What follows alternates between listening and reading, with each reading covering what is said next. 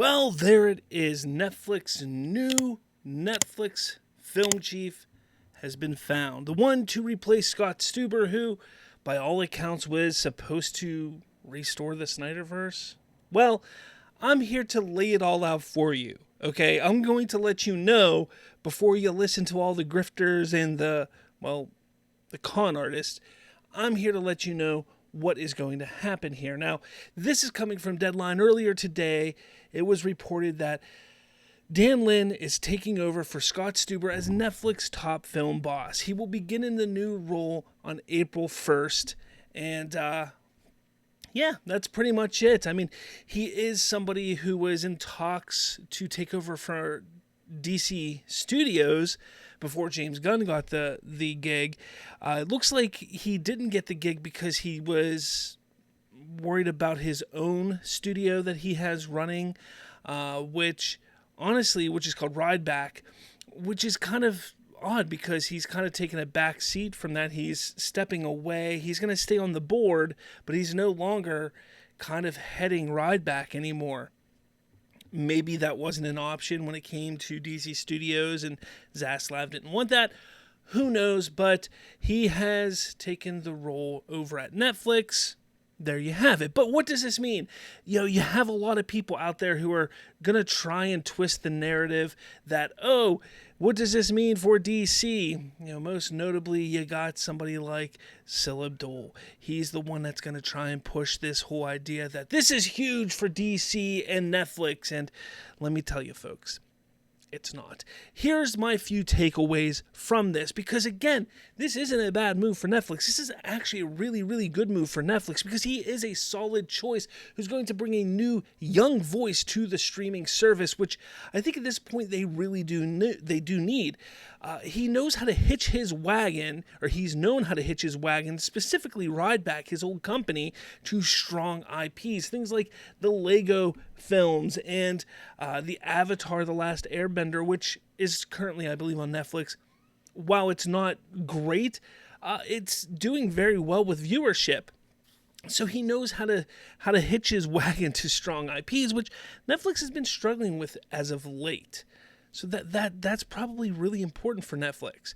But again, the big one that I want to discuss, because I know there's a lot of people who think and who are going to say, this is good for the SnyderVerse because he was going to restore. No, he was not going to restore the SnyderVerse if he came to DC. That's something that people just don't understand. He wasn't. He was more on the line of kind of going to push things similar to James Gunn, maybe not in the same way that James, but he would have pushed things to reboot, retool, rebegin, refresh everything. So he won't bow down into giving into outrageous demands from fans. He's not going to. He's not going to listen to these hashtags of sell SnyderVerse to Netflix. He's not going to listen to that.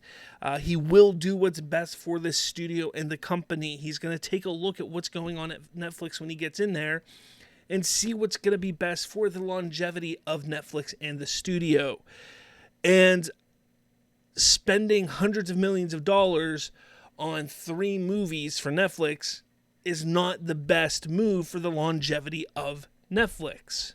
I've been saying it for months. It's not. So no, the SnyderVerse will not be restored, at least in live action. And again, don't listen to the grifters. Don't listen to the con artists. Don't listen to those who are going to try and sit there and say, it's going to happen. It's happening. Don't worry. It's coming. This is a great movie. It's from a SnyderVerse standpoint. Look, there are some people out there who know, that Sell SnyderVerse movement was so close. It wasn't. And I mean, we're seeing it here. It wasn't that close. And people are understanding that and seeing how far away it truly was. And now it's even further than it's ever been before. But let me know your thoughts. I think this is a great move for Netflix. I think it only means that it's going to become a better streaming service, a better studio in that regard. Are you a fan of the SnyderVerse? Are you upset that this really just means it's not moving to Netflix, at least in live action? I don't see. Look, does Dan Lin have a good relationship with Zack Snyder? That's to be seen.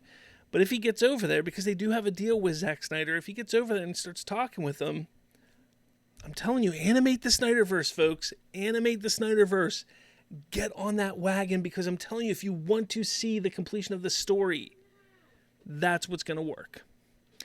With all that said, I'll catch you all later.